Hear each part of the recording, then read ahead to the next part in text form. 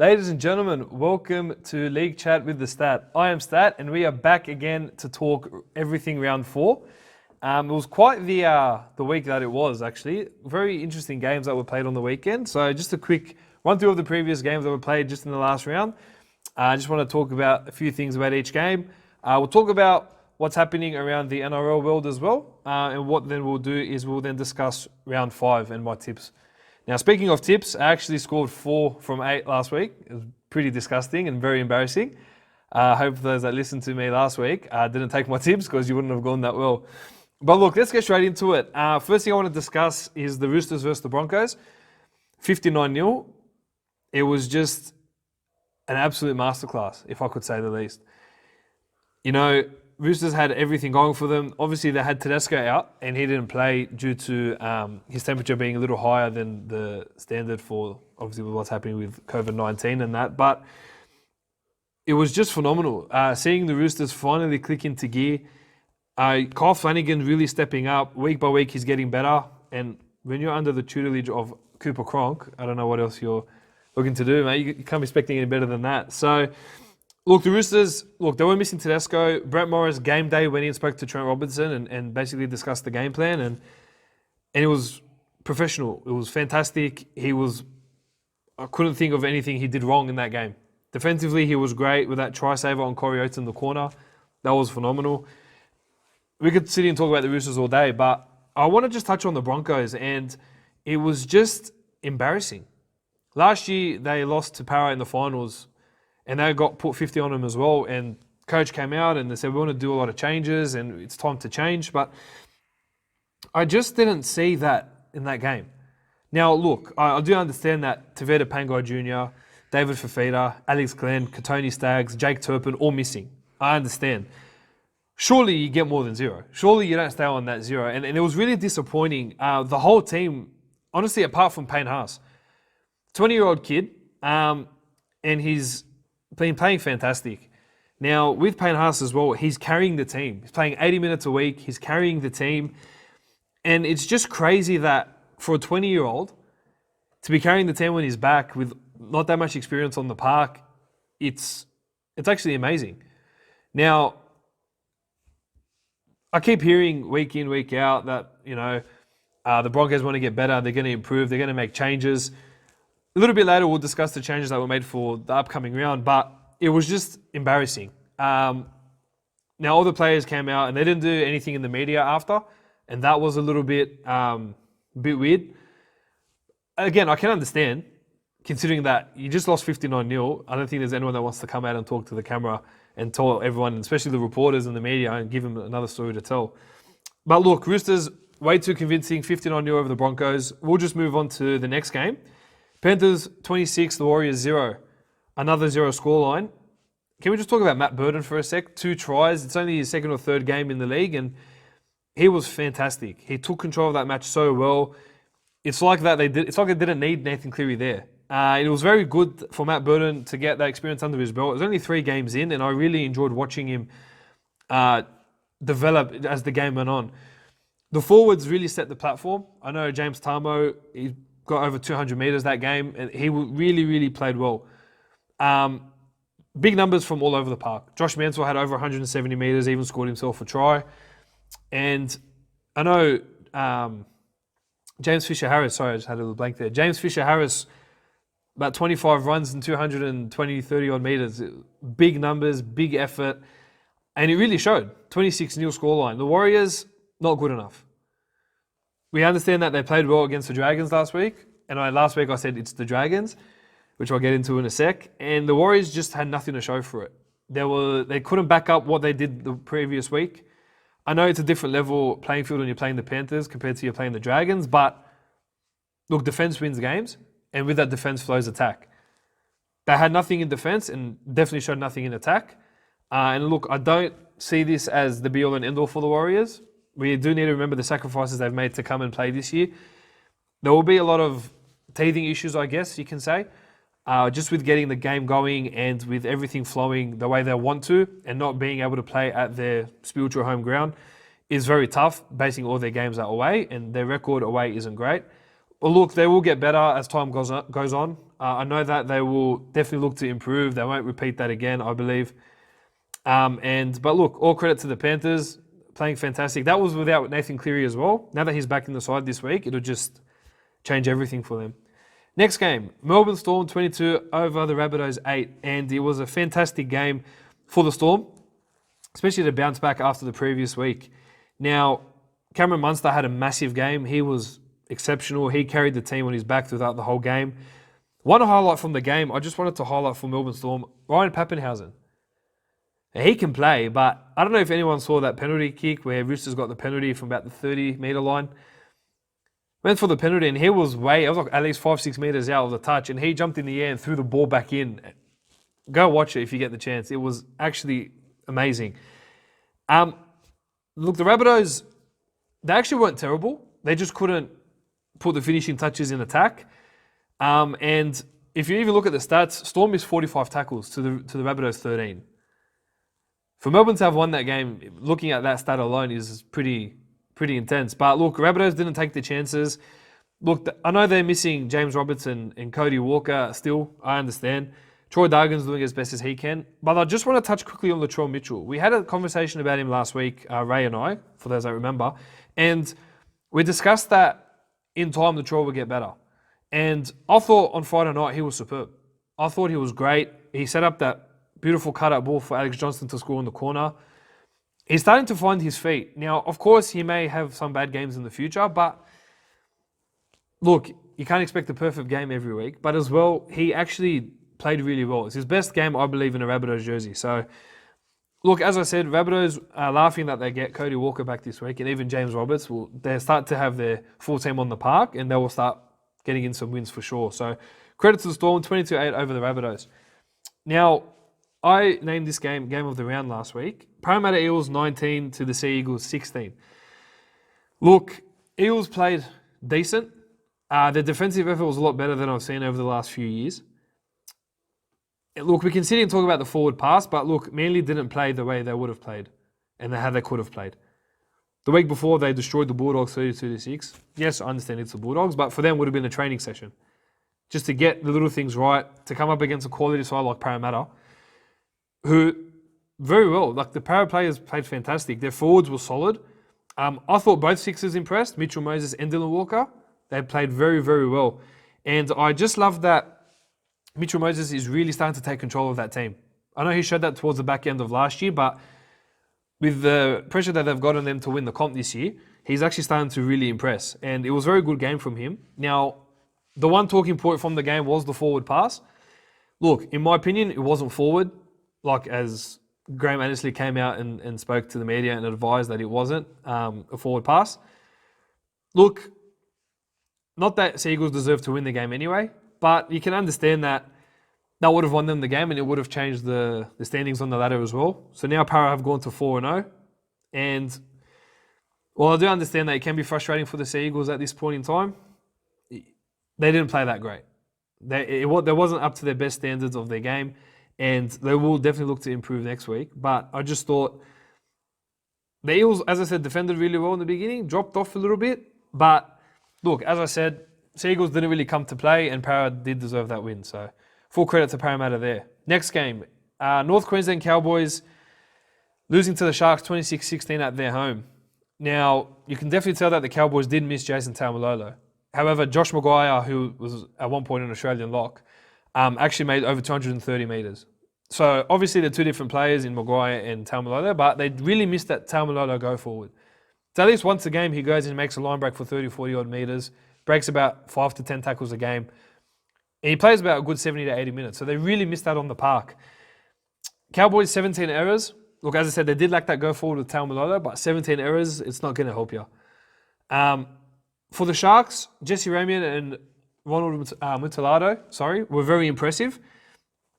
Both scoring 2 tries each. And while the halves in Moylan and Johnson played okay, Johnson was good without being amazing. He did play well, but because he's got such a hefty price tag on him, like many other players, the pressure is there to perform a lot better. A lot of players, former players came out and said he picks and chooses his moments. But look, I really believe it's time for Johnson to come out and really show what he's got on a consistent basis. And look, I don't mind him as a player. I think he's a good player. Just that consistency we need to get from Sean Johnson will be fine. But look, for the Cowboys, Cohen Hess was a last-minute change as well. He actually pulled out with an ankle injury, which is why he didn't play. So that did affect the Cowboys go forward as well, seeing he has been pretty impressive over the last few weeks. But look, it wasn't good enough. Sharks finally got their first win of the season, 26-16, and they got the job done, and they did enough. And I thought Moreland did decent at 5'8". I feel like it's his best position. Don't agree that they've moved him back to fullback this week, but we'll discuss that soon. Now, Newcastle Knights 34 defeating the Raiders 18 was a big surprise for me. Can we just talk about Bradman Beast for a sec? Or is his name Bradman Best? He's been playing so well. I know he debuted towards the end of last year and he's come back from injury and he's played 2 games and he's on fire. He's really a beast. Bradman Best played so well off the back of Callum Ponga of his first game in the new season, and Mitchell Pearce played really well as well. And the Knights did really well in their go forward. The Saifidi brothers stepped up. Clemmer stepped up really well as well. Aiden Guerra played solid. And they really, really took control of a Raiders side that lost Jack Wyden early on. Jack Wyden went down with the HIA early on, which is not ideal for the Raiders. But look, I'm loving what Adam O'Brien is doing at the club. It's only been 4 weeks and he's really changed what they're doing there. And I'm starting to notice that, Knights are sitting very high up on the table. I wouldn't have expected that, and I wouldn't have called that the first round in coming into the season. But he's really obviously learning from clubs like Roosters and Melbourne, being under their tutelage. You can understand that the players are really embracing that. And it's fantastic, and he's doing such a good job over there. All over the park, they were fantastic. Edric Lee even scored 2 tries as well, and Ari Tuala scored as well. So I really love that, and I thought they were good. Raiders, look, conceding that try in the first minute of the game really put them on the back foot early on. But I was really pleased that they tried to scrape back in at chances, but losing Wyden, as I said, was the biggest loss. Very hard for George Williams to take control on his own. But look, Knights deserved that game, 34-18, and it's only leading to a mouth-watering clash this week, which I'll get to in a sec as well. Titans, 28, beating the Tigers 23. First win in 364 days. And look, I just want to give a shout out to Justin Holbrook for taking a couple risks here. Now, if you guys noticed, I'm not sure if you did, but there were a lot of last-minute changes done to the lineup. Young Tony Mapea got his club debut, which he was actually not bad. Anthony Don, who was named on the extended bench, actually came into the starting side. And they didn't have Nathan Peets and the other prop there. The name will come to me in a sec. But Shannon Boyd, there you go. So Nathan Peets and Shannon Boyd, 2 players who have played in, I know Nathan Peets has played for New South Wales. Shannon Boyd did play for Australia that one time. I want to just take a moment to show a lot of appreciation for Holbrook here because he's taken risks. Titans were 0-3 to start the season, and he's seen that there's some risks that need to be taken here. And 2 of those players are experienced in their positions, and they weren't there, and they played really well. Titans actually did well. They obviously got to a rough start, 12-0. Tigers shut out again for that quick start. And again, they just slacked off like they did last week against the Sharks, which then they managed to find their way back. But the Titans, what I was really impressed was their grit. They really got to manage that game. They got to hang in there at times, and they really showed up. And it was great. It was good to see Ash Taylor play a superb game and Jamal Fogarty compliment him really well. That was a highlight for me. Philip Sammy at the back always is destructive. I know he went down with a rib injury late in that game to take that try winner, but they were playing really well, and I thought that it was a very good step forward for the Titans. Now, they've gone to the unchanged lineup for this week, but there's one player that doesn't really get much of a shout-out, is Moriaki Fotuaika, and I really hope I've said that right. He's only 20 years old, and he came through the ranks with Payne Haas and David Fafita, and he's phenomenal. Again, he's only 20 years old, and just taking a look here, he was phenomenal for the Titans. He's been phenomenal for them since he's been in first grade. It doesn't get many raps because Titans are so below the ladder that only the big players get mentions, such as your Brian Kellys, your Bryce Cartwrights, your Shannon Boyds, your Nathan Peets. They're the ones that get mentioned, but this guy is just doing really well. And Fotuaika is really setting the benchmark for the Titans. And look, it's a great re-signing for them for the next few years, and he is doing some amazing stuff there, and just a full credit to him. Look, the Tigers, again, fast start, dropped off again. Michael Maguire was sick and tired of it in this press conference. Was sick and tired of how many times the Tigers go into games leading and then just dropping off. And look, which I'll get to in a second, but Maguire's actually made a lot of changes for this week. But look, Michael Maguire is rebuilding a team that he doesn't really have much control of. I know he's made a few purchases for this year, but what you got to understand as well is that Maguire needs to chop and change, see what's best for the team. He's got a lot of depth in a lot of positions as well. But Tigers need to find a way to maintain those fast starts. Because when they maintain those fast starts, no one can stop them. But to lose to a Titans side, yeah, it's not the most pleasing thing for the Tigers. And it was good for Titans to get their first win of the season as well and just get them off the bottom of the ladder, just barely. But it was good to get them off there. Last game of the round, my Canterbury Bankstown Bulldogs 22, defeating the Dragons 2. Now, just want to say congratulations to Kieran Foran on his 200th game. Having been through so many injuries in his career being up and down, I'm very happy that he got through that game. Was very busy defensively, made 25 tackles, and he was just, when you're having him on the field, you could see the Bulldogs look like a whole different side. They didn't look like the side that going into that game, they were 16th. It's amazing how much experience pays off. And Foran has now 200 games under his belt. And the team looked so different. And I was really, really impressed, mainly in their defense.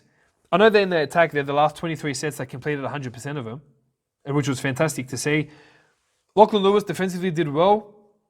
Obviously gave that penalty early on for Dragons to get those 2 points in the beginning. But his kicks were better than they were previous weeks. And I love that Foran has complimented him really well. And I love that with Foran on the park, Bulldogs are a different team.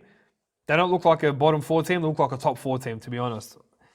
Now, the Dragons, a bit of a basket case at the moment. You look at their team on paper, and it's a very, very, very good side. But unfortunately, it's just not gelling together. Now, McGregor made a couple changes. He brought Norman in at fullback and kept Dufty as the ball boy. Not sure if you guys noticed. And he debuted an Adam Clune to come in on his 25th birthday to come in and debut for the club. But there was still nothing from the halves. Ben Hunt just didn't do enough. Now, the reason that Clune was there was for Hunt to show more of a running game, but it didn't really help. I actually thought Dragons were going to win the game at one point, I'll be honest. Earlier, the first 10 minutes, they looked destructive. They had got off to a really good start. But look, with the game, it was very hard. And James Graham, full credit to him, and even Paul McGregor, as everyone is hounding him, they had to come out to the media and cop the most absurd questions that the media are going to ask. And they answered it well. They answered it as best as they could. And it was a very tough time for the Dragons, as it is now. Now, look, whether getting rid of McGregor is the solution, I'm not sure. That's what all the fans are saying. But as much as the players keep saying they want to play for their coach, it just doesn't look like it. 2 points against the Bulldogs side. Well, just want to say, Bulldogs scored 22 points. That's the most they've scored this year and in a bit of a long time as well. It's not like Dragons lost 22-2 to the Roosters or to Melbourne. They lost it to the Bulldogs, which is why there's so much increasing pressure on Paul McGregor. And look, as I said, Bulldogs did well for the chances they had. They took the opportunities when they could. There were still a lot of errors.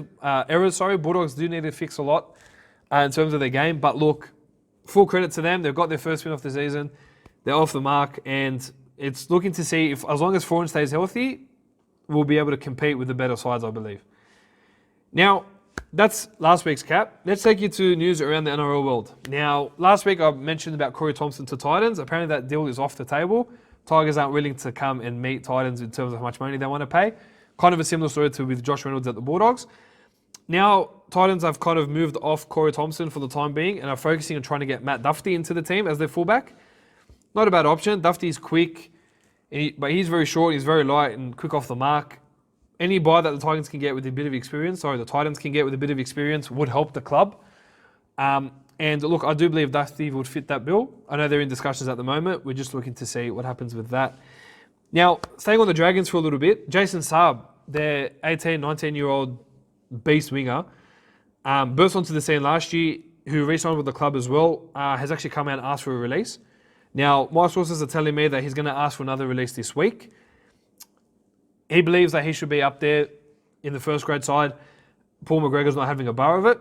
He's obviously got Jordan Pereira and Michaeli Ratarawa, I believe I said his name right, as those two players he wants on the flanks. Even though Brady Williami went off injured this week, there's still no room for Saab. He got him on the extended bench. There, I believe, up to 7 clubs want him. He's 2 meters tall, 110 kilos. He's beefed up over the offseason, and he's put in a lot of work. So any tall winger with some good size, I believe, will definitely benefit, be a good addition to any club, actually. Now, something I want to touch on, and I've started reading over the last few days. Now, Erin Molan. Now, she was talking on the segment, and she was actually discussing with Mark Levy and Darryl Broman just some of the Polynesian names that were being they're trying to read out, and it came across from her end as her mocking the Polynesian names. Now, a few people have come out. Adam Fanua-Blake, Marty Tapau from the Seagulls have come out and made their comments. And look, it's not the greatest look if you're making fun of names, like cultural names especially. We do understand that the Polynesian names are very hard to say, and I may have stuffed up a couple of times earlier, which, sorry about doing that, but they are very tough to say. But look, if you're in that professional industry, you'd want to be able to get the names right and save yourself that embarrassment. Now, look, John Hopewadi came out today and went a bit off his rocket and said something absurd, like about putting her face into the ground and saying bullying's okay if people warrant it. Mate, it's uncalled for. There's no need for that. Yeah, we understand she made a mistake and it's not a good look, and I can definitely understand that, but those people taking it a bit too far and saying, oh, if she fell over and her head fell into the concrete, like things like that, it's very unnecessary. Look, my personal opinion, I do prefer if Molan would come out and apologise. Saying inside joke probably wasn't the right term to say, because it did ruffle a few feathers for those players currently playing and those ex-players. There was a petition that was signed by quite a few people to get it off air. And look, unfortunately, that's the kind of industry where a lot of people have their say. They get what they want. If they put a petition out there, they get what they want. And look, it's very hard to be in Erin Molan's shoes. She has copped a lot of on-field scrutiny in the past. But look, as I said, I hope she does become better for this. I hope she does put a bit more practice into it. As I said, she is a professional. I do believe she is genuinely a professional, and I know she'll get it right next time.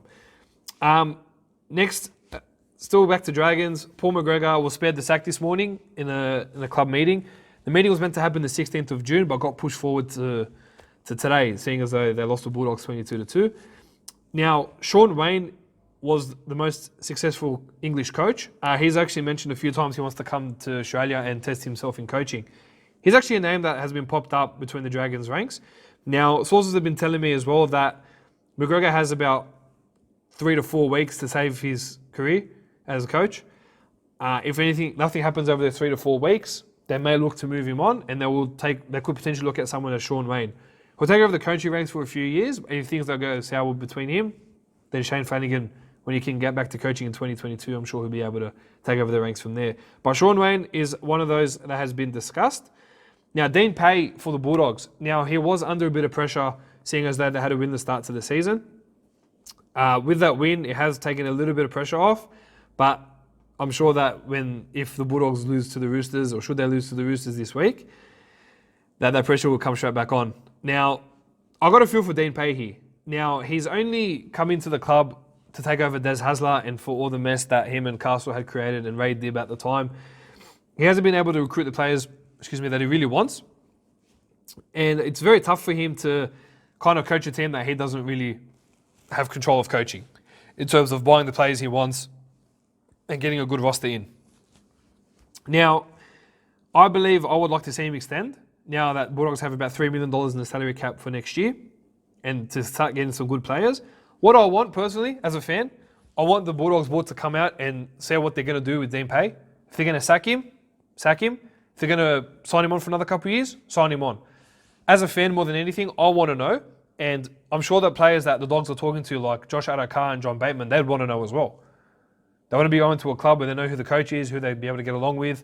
And the sooner the Bulldogs sort that out, the sooner we'd be able to get in touch with those players and just have the conversation with them just on getting them into the club, and with Bulldogs having that much money available, seeing as that money talks, getting those players in.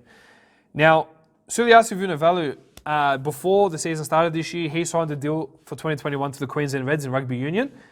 Now, with all the controversy that's happening with the union at the moment. Vunivalu has come out and said he's going to speak to his manager about possibly renegating on the deal if they can't come to the table on what he signed for. He signed a $1.8 million deal over 3 years, which is $600,000 a year, and he's looking to potentially switch back to league. He's noticed that he's made a decision that was a bit off the cuff and not really put a lot of thought into. At the time, Melbourne couldn't match the offer that Vunivalu was asking. But now that Josh Adokar is actually going to be leaving the club, it'll free up a little bit of space for them to keep Vunivalu.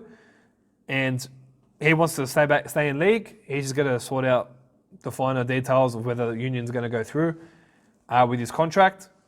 And if not, then he'll look to try to stay with the Melbourne Storm and see what offer they can come up with for him. Now, something that happened yesterday, Josh Reynolds came out and was pulled over after the game against the Titans back in Sydney. I got pulled over and did a test for alcohol and drug-related test. Now, one of them came back as a false positive, so they took him to the police station and they got him to do another test. Now, Josh Reynolds came out and cleared the air. He's been in the news a lot recently, especially with the drama that happened with his ex-partner at the time. He's found himself in the media for the wrong reasons again. Look, I'm a big Josh Reynolds fan. I actually respect him as a bloke and I love him as a player. I know it's been a bit of a tough year for him. I don't think he's done anything wrong here. I think the media have gone again and kind of beat it up a bit too much. He's actually come out and taken a jab at Phil Rothfield saying, if you want to come have a chat with me, come meet me at 8 o'clock this morning at Concord to have a chat about it. As we all know, the media like to hype up a lot of things that aren't really that true. Josh Reynolds, again, found himself in that as well, just under a bunch of scrutiny. But we'll touch on Josh Reynolds a little bit later. Now, one thing, and the last bit of news from around the NRL world, Bulldog centre Morgan Harper has actually apparently put pen to paper before COVID-19 hit to Manly Sea Eagles on a 2-year deal. Des Hasler sees a lot of worth in him and has decided to take him on to the Sea Eagles. From what I understand, I believe that Dean Pay has been behind that as well because he's wanted to actually bring in 34-year-old Bryson Goodwin. I think it's a bit of a joke, to be honest. He wants to put Bryson Goodwin in there for experience. While I understand that you can get him in for experience, any club trying to sign a 34-year-old is not ideal. Yeah, Rabbitohs did it, and put him in the background. Should injuries come in, he'd be able to jump in should there be any injuries. I believe Dogs want to make him a permanent fixture in the side for his goal-kicking ability and his experience in centre and wing. Look, I'm not a big fan of it. I do like Morgan Harper. It is a bit of a loss for the Bulldogs for him to go to the Sea Eagles.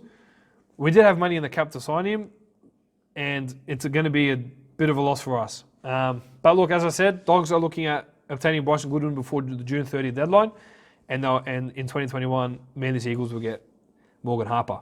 Now, let's talk round 5 for the tips, the ins and outs.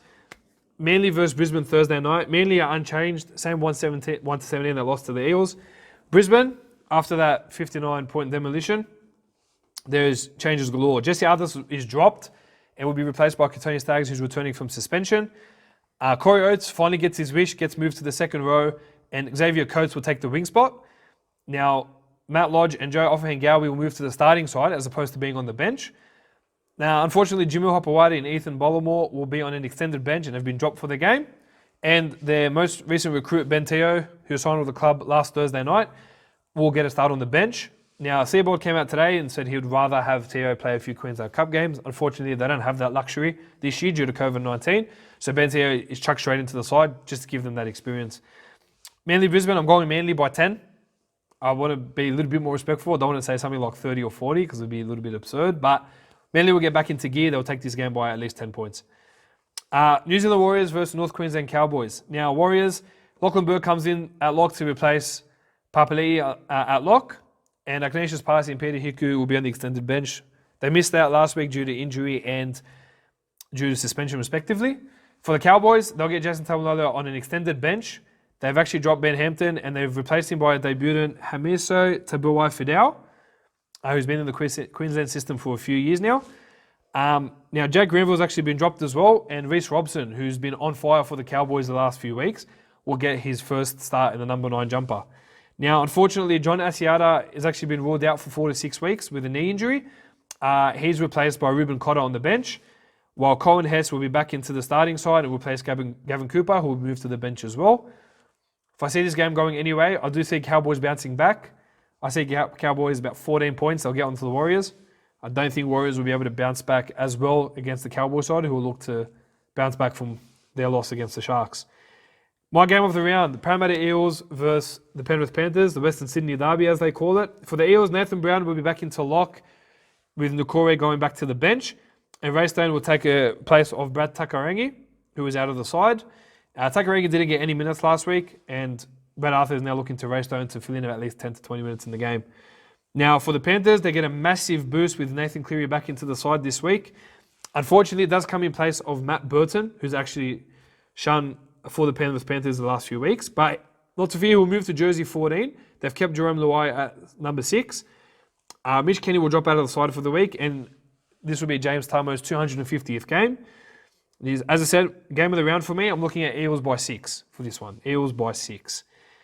Now, South Sydney Rabbitohs up against the Gold Coast Titans. For the Souths, Cody Walker is back, who replaces Troy Dargan. James Roberts is back from that break at the mental health facility. Braden Birds will be dropped out of the side.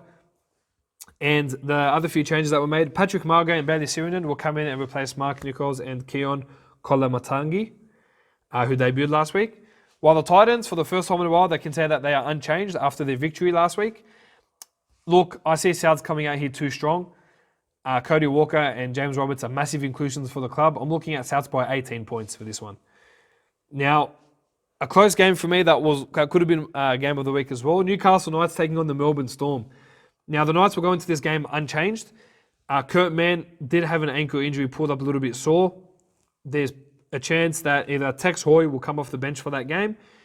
There's a chance that Phoenix Crossley could make his NRL debut. And there's also a chance that Mason Lindor could come into the side, give him a bit of the experience next to Mitchell Pearce. Apart from that, no other changes. For the Melbourne Storm, Riley Jacks will come in for Jerome Hughes, who'll be out with a broken hand for the next 3 to 4 weeks. Christian Walsh will come back into the starting side at prop, and Brendan Smith will go back to the bench. And another big inclusion for the Melbourne Storm, Nelson Asafa-Solomona will come in and replace Lewis on the bench there as well. This game, it's a tough one. I do see Melbourne just getting this one by 6 points. Don't think there'll be much in it. If Newcastle win this game, then I'll start back in Newcastle from now on. I just think that Melbourne have that advantage. Even though Jerome Hughes will be missing, Riley Jacks is a decent replacement. I reckon Storm by 6 for this game. Now, West Tigers versus the Raiders. Now, as I mentioned to you guys earlier, Michael Maguire has made a lot of changes. The big talking point, Benji Marshall has been dropped from the game. He actually met with Maguire this morning and discussed that there were a few defensive lapses he needs to work on. Benji's dropped, which will be replaced by Josh Reynolds, who will get a crack at the number 6 jumper. Not only changed though, Tommy Talau will come in and replace Robert Jennings there on the flank. Zane Musgrove and Chris Lawrence will come into the starting side and replace Luke Garner and Thomas McKaylee. And Billy Walters, who has been a fill-in for the last few weeks, will move to the extended bench and has been dropped for this game. If I see this game going anyway, also one change I forgot to mention here, Russell Packer, who playing for the first time in a little while, will come into that side and give him that experience off the bench. If I think of anything, I'm looking at Raiders by 14. And the reason I say Raiders by 14 is that they will definitely look to bounce back from last week. Now, with Raiders as well, Jack Whiten will need to pass the HIA protocol for him to play this week. But I do see them coming out on top. Raiders by 14 for me. Now, Bulldogs versus the Roosters. Now, for the Bulldogs, as of tonight, Raymond Smith has been suspended for that knee on Michaeli Ravalawa. They're yet to name the replacement. I've got an inside information that Morgan Harper will come into the side. But I've also heard that Kieran Holland will come in and take that spot. Now, for the Roosters, Tedesco will be back at fullback this week. So they'll be almost back to full strength. Morris will go to the wing and Ryan Hall will be out. And I believe they'll look to bring in Mitch Orbison for them this week. Look, I'm always going to stick with the Bulldogs. I do think they can shock a few teams, and I reckon Roosters is one of those. But if you're not looking to back the Dogs and you want to back the Roosters, I can definitely understand. But Dogs for me this week. And the last game of the round, Dragons versus Sharks. A few changes that Dragons made as well, coming from that loss to the Bulldogs. Iwan Aitken will start for Brendan Williami, who's got a calf issue. We're not sure how long he's going to be out for. Tyrell Fuimaono will come in and replace Tariq Sims in that second row starting spot. Sims will be out for 46 weeks with, I believe, is a hamstring or groin injury. Matt Duffy will go onto the bench. They'll keep Norman at fullback and Adam Clune in the halves with Ben Hunt. Now, for the Sharks, Andrew Fafita is back, and he will take Toby Woodruff's spot in the starting side. Toby Woodruff will then go back to the bench. Chad Townsend, who missed his first game last week in 112 straight games, which is a phenomenal effort, is back into the side. They will push Matt Moylan to the fullback role and pull Will Kennedy out of the side, unfortunately. And Moeni Hiroti will place Ronald Mutalado on the wing. Ronald Mutalado actually sustained a knee injury in last week's game. So Moeni Hiroti, who's played about 5 games over the last 2 years, will come into that side on the wing. And Siosifa Talakai will drop out of the side and he's named on the extended bench. Now, for me, I see the Sharks by 20 plus. I don't see it getting any better for the Dragons. And look, with Townsend back in the side, I'm sure Sharks will look a little bit more slicker than they did last week. Look, that's all the time we have. Thank you so much for joining in, ladies and gentlemen.